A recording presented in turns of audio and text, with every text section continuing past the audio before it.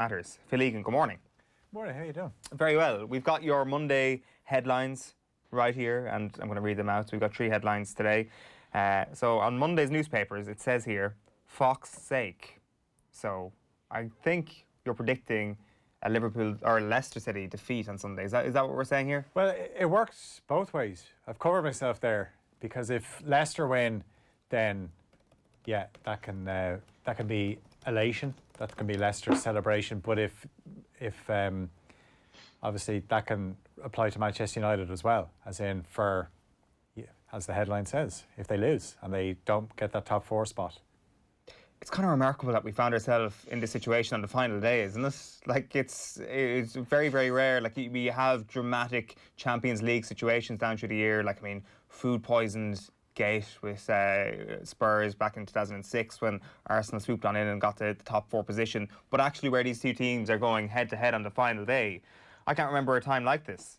Yeah, because the last few times we've had situations where under Klopp, Liverpool have had to win on the final day. I know they had to beat Brighton, they had to beat Middlesbrough, but they were games they were expected to win. Whereas, like the only surprise over the last few weeks is how Wolves dropped a few points, where it wasn't at all going to be one bumper day, where 2 places, 2 games, where it was all going to be on the Chelsea, Wolves, and Leicester Man United game. So now, obviously, you could get a situation where United lose, but they still finish in the top 4. Whereas, maybe last week or a couple of weeks ago, it looked like it could be a winner takes all. But you'd still favour United, because even though the last couple of performances haven't been great, I'm not going to give them a free pass for the cup final or semi-final, but they changed things. They obviously, Solskjaer showed that his priority is getting that top 4 finish. They are third.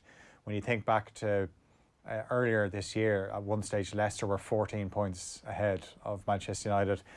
United have reeled them in. They've done all the hard work. Now they just have to finish it off. But I think it'll actually suit United. They obviously won't play for the draw, but they can sit in and let Leicester have possession. And Leicester, they're not as creative as they have been, because they're obviously missing James Maddison. They're missing their 2 fullbacks as well.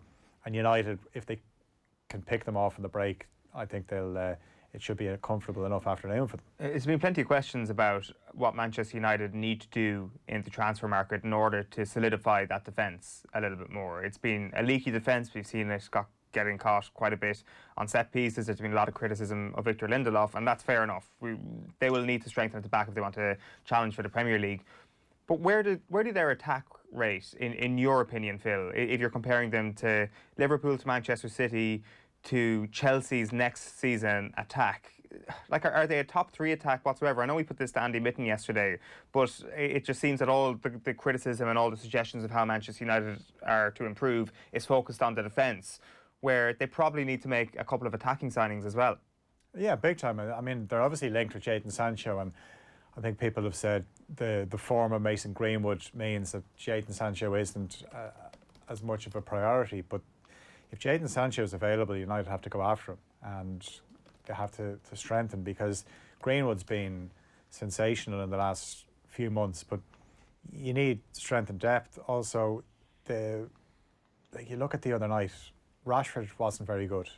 You have to get that consistency. It's very easy to say over the last couple of months since the restart that United's front 3 has been excellent, but you have to do it over a full season at least. You have to start getting consistency, producing over a couple of seasons. The potential is there anyway. I think out of the 3, Greenwood, we've heard a lot about him in recent years, how this guy was destined for getting to the top. It's actually Anthony Martial who surprised me the most, because I've always been a fan of Rashford. I think in an attacking team, Rashford, that's where you get the best of him.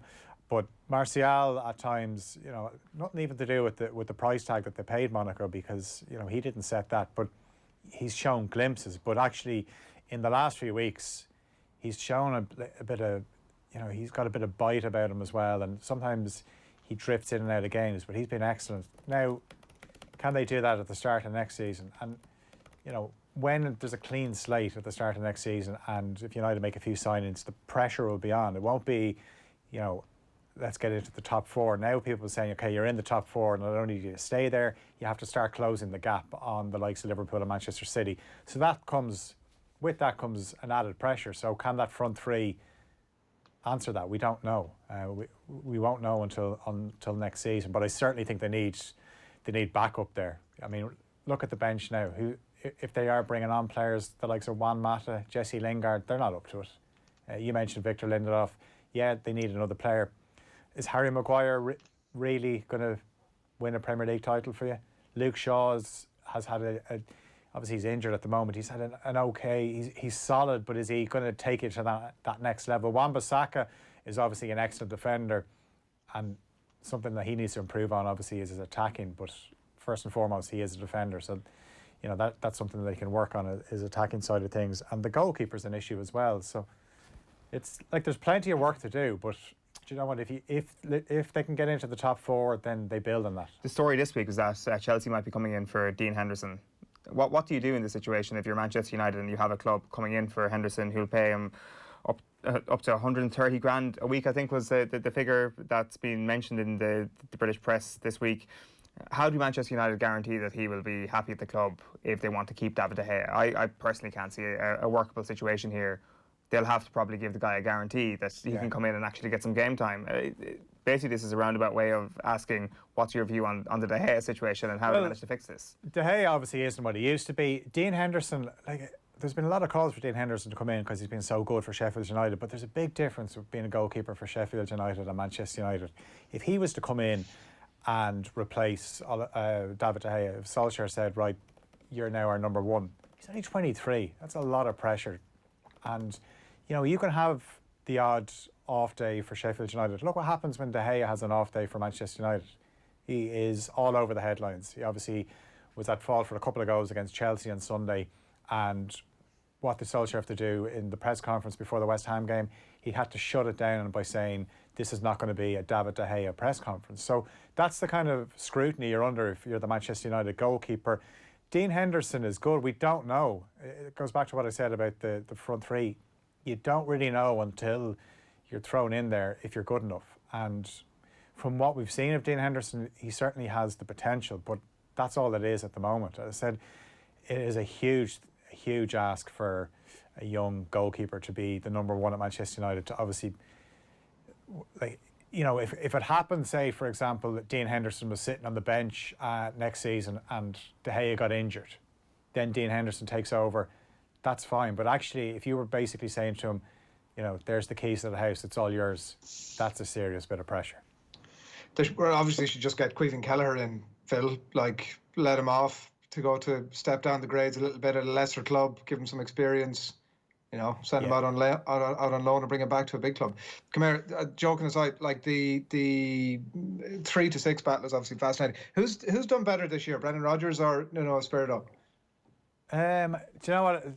The way Wolves are finishing the season, I know they've dropped a few points, obviously the Arsenal game and the Sheffield United game, but Wolves are still in Europe. And the unfortunate thing for Leicester is the wind has come out of the sails. But if they finish the job off on Sunday, if they finish top four, then my answer would be Brendan Rodgers, because at the start of the season we were talking about the top six. Can anyone break into it? Wolves were definitely mentioned. There was a concern about Wolves because of the Europa League and they started their season so early, but actually the way they play on the counter-attack, you know, they conserve energy better than most clubs would. With Leicester, there was talk they could break into the top six. There was that potential at the end of last season. There was a glimpse of what we could see. Don't forget, like at Christmas time, people were talking about Leicester being Manchester or Liverpool's nearest rivals because it was clear Manchester City all was not right there, and obviously Leicester lost those games to Liverpool and City in the space of a couple of days. But you know, what's been shown over the last few weeks is they don't have the strength and depth in their squad. But as I said, if Rodgers gets that top four spot, then yeah, I'd be saying he's had a better season. The next headline this morning, Phil, is with regards to Liverpool. 99 Reds ballooned is how the Monday morning headline reads. What's this about?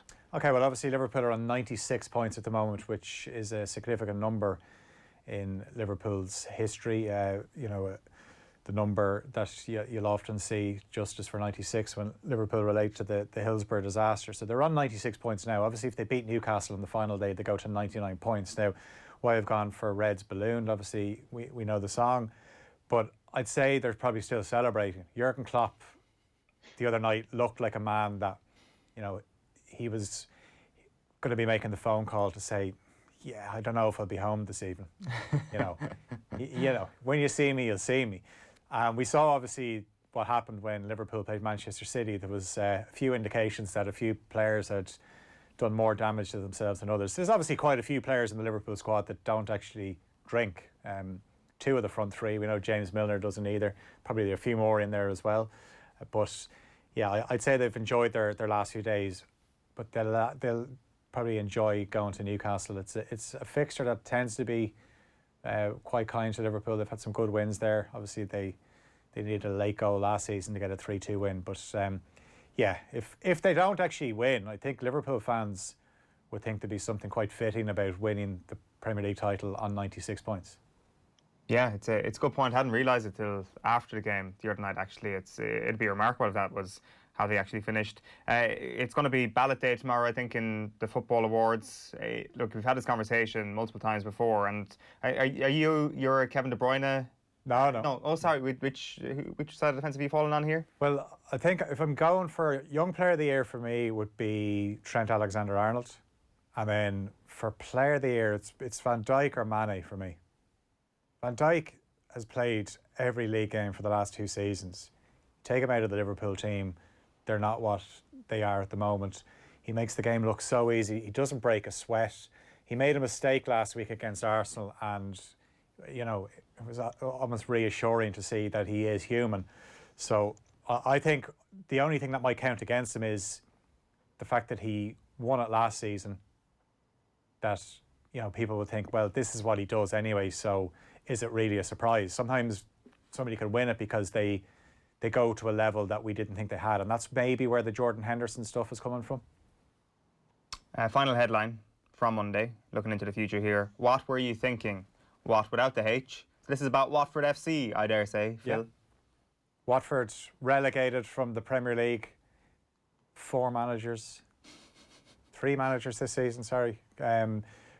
Well, Hayden Mullins, I suppose, would count as the 4th. Yeah. But yeah, to get rid of Nigel Pearson, look, they wouldn't have beaten Manchester City the other night with Nigel Pearson there, but it's just the way they chop and change. And, you know, for a couple of seasons, people have said it's, you know, doesn't seem like the best way to manage things, but they've stayed in the Premier League comfortably most seasons. But this is the season they've come unstuck. And the signs were there towards the end of last season where they went on a bad run, but Javi Garcia had a bit of time on his hands because they obviously got to the cup final, so he was all right there, but obviously his time ran out early enough this season.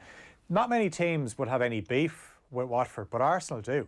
Troy Deeney has, point. you know, he's talked smack about Arsenal a lot, like, you know, Where are your cojones? where are your cojones? Remember, then he had a penalty himself at the Emirates and he missed it. He didn't have the cojones. So this would be a chance now for Arsenal to bury Watford and just say, we'll show you where our cojones are. Now, Arsenal obviously didn't have a shot on target against Villa the other night, but it's at the Emirates. I think Arsenal will be a lot better. And you kind of think Watford are going to have to win this game because a draw won't be good enough if Villa get a draw away to West Ham. This is good for football, the current situation in the relegation battle, right? We want Aston Villa to survive, and who cares about Watford and Bournemouth? Well, I mean, there's obviously Watford and Bournemouth fans listening, and they're screaming at you now. I know, but like as yeah, there's a lot of Villa neutrals, fans. as neutrals, you know. Yeah, we've obviously. I think Arsenal will be doing a favour for everybody if they relegate Watford. Yeah, it'll be interesting to see how it pans out. And then obviously if Villa if they stay up, what happens? Jack Grealish, it seems like he's going to go anyway, regardless of. But if they get relegated, it makes Jack Grealish's decision for him, where, you know, he's a Villa supporter. If they get relegated, he can just say, well, I need to move on. I think Villa fans wouldn't hold it against him if he left, if he was part of the team that stayed up, and then it's up to Villa then to be able to recruit and be able to sustain Premier League football for the next few years without Jack Grealish. So call it, Phil. Who's finishing 3rd, 4th, 5th and 17th? Okay, so I think it'll be United and Chelsea will finish in United 3rd, Chelsea 4th, and in the last relegation spot, obviously we know Norwich are gone. I think Bournemouth will go, and I think Watford will go as well. So status quo at the bottom of the table. Thanks a million, Phil. Cheers, guys. That is Phil's Monday's headlines today. Coming up next, we're going to round up the sports pages, and we're going to do that right now. OTB AM.